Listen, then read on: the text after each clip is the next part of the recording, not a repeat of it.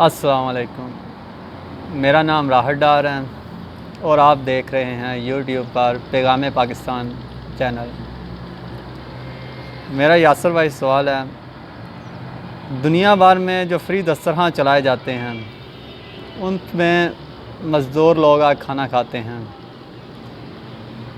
اسی طرح ہم بھی منگوال میں فری دسترخوان چلا رہے ہیں، جس میں ہمارے کچھ بھائیوں کے اعتراضات ہیں، جس میں خصوصاً اس میں دکاندار آ کے کھانا کھاتے ہیں، آپ لوگ ان کو کھانا کھلا رہے ہیں، یہ لیبر طبقہ ہے، یہ کام پہ نہیں جائے گا اگر آپ ان کو کھانا کھلائیں گے، ان کو کام کرنے دیں، اس سے ہٹ کر کوئی دوسرا کام کریں۔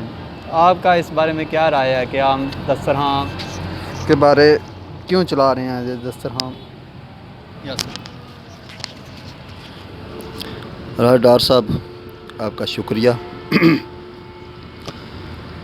اس حوالے سے ایک تو بات یہ ہے کہ دیکھیں، اگر تو یہ اعتراض بنتا ہے کہ جی یہاں دکاندار آ کے کھانا کھاتے ہیں یا صاحب حیثیت بیٹھ کے کھانا کھاتے ہیں، تو بھائی سب سے پہلی بات تو یہ ہے کہ ہم نے کبھی اس چیز کو کبھی محسوس کیا کہ دیکھیں نا، اللہ کی تقسیم کیا ہے۔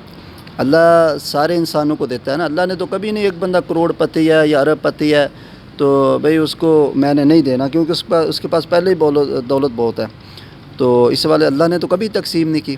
تو ہم نے ایک ٹائم کا اگر کھانا کھلاتے اور دیتے ہیں تو اس کا مطلب ہم تقسیم کرنا شروع کر دیتے ہیں کہ جی آپ ان کو کھانا کھلا رہے ہیں، یہ صاحب حیثیت ہیں، تو بھئی یہ تقسیم تو بالکل بھی درست نہیں ہے۔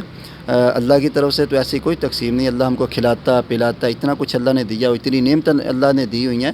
تو یہ جو مزدور اور لیبر طبقہ ہے، جو فیکٹریوں میں کام کرنے والے ہیں، دیہڑی پہ جانے والے ہیں اور موٹر سائیکلوں پہ اور سائیکلوں پہ چکر لگا کے اور اپنا سامان وغیرہ بیچتے ہیں، تو مختلف جگہوں سے دور کے علاقوں سے آئے ہوتے ہیں، تو ہم دیکھتے ہیں کہ جب وہ صبح نکلتے ہیں تو الحمدللہ ان کا اگر ایک وقت کا کھانا وہ فری میں کھاتے ہیں تو اس کا مطلب ہے کہ وہ اپنا 100، 150، 200 روپیہ اپنا بچا لیتے ہیں۔ تو مزدور طبقہ جو ہے اس کے لیے یہ ایک اچھی جو ہے وہ رقم ہے کہ اگر اس کے 50 روپے بھی بچ جائے نا مزدور بندے کے، تو وہ سمجھتا ہے کہ چلو کوئی نہ کوئی بچت تو ہو گئی ہے نا۔ تو دوسری بات یہ ہے کہ راحت بھائی کہ آپ کہہ رہے ہیں کہ اگر یہ کھائیں گے تو لیبر لوگ اور یہ کام نہیں کریں گے اور مزدوری پہ نہیں جائیں گے۔ بھئی کھاتے تو یہ پہلے بھی ہیں، کھاتے ہیں تو کام پہ جاتے ہیں نا۔ ایک بھوکے بندے نے کام کیا کرنا ہے؟ دیکھیں، ایک بندہ کھاتا ہے پیتا ہے تو اس کے پیٹ میں کچھ ہوتا ہے تو وہ مزدوری کرتا ہے اور وہ کام کر سکتا ہے، ایسا تو نہیں بھوکا بندے نے کیا کرنا ہے اور وہ کام تو نہیں کر سکتا۔ تو خیر یہ تقسیم بالکل بھی درست نہیں ہے۔ رسول اللہ صلی اللہ علیہ وسلم نے کھانا کھلانے کا حکم دیا ہے اور اس میں بڑی برکت ہے، بڑی خیر ہے۔ جو بھی کھائے گا انسان کے لیے اس کے لیے وہ اجر کا سبب بنے گا۔ جس بندے کا روپیہ پیسہ اس میں استعمال ہو جاتا ہے، جس کے جناب کوئی چیز بھی وہ کھانے پینے کے حوالے سے دیکھیں نا، اب دسترخوان ہے تو اس حوالے سے اگر کوئی پیسے دیتا ہے، اگر اس میں کوئی معاونت کرتا ہے، کوئی سبزی دے دیتا ہے یا کوئی اور جو چیز پکتی ہے وہ دے دیتا ہے، تو یہ کہ اس کی طرف سے یہ صدقہ ہے۔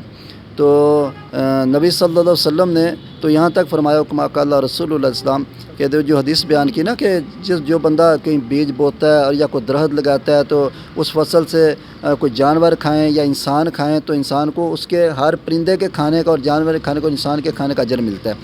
تو اس طریقے سے اگر درخت ہے تو اس کا جو فائدہ، جو بھی انسان یا جانور فائدہ حاصل کرتا ہے اس کا اجر ملتا ہے۔